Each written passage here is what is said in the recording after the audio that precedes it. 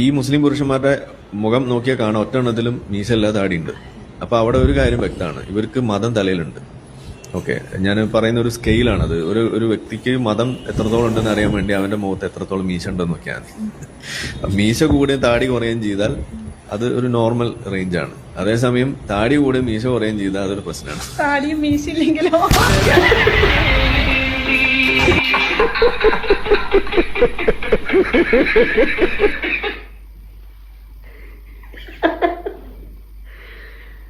നല്ല രൂപത്തിൽ ഇന്റർവ്യൂവിൽ വിളിച്ചിട്ട് ഇതുപോലത്തെ ഇന്റർവ്യൂവിൽ പോയതിനു ശേഷം ഇതുപോലത്തെ ഒരു ഊക്ക് വാങ്ങുന്ന കണ്ടാൽ ആരും ചിരിച്ചോ?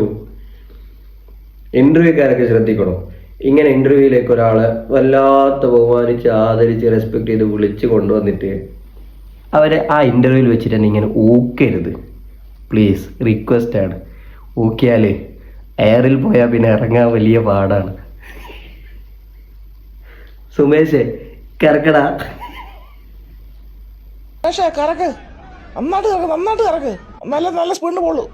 ഫസ്റ്റ് സെക്കൻഡിൽ കറക്കടാ.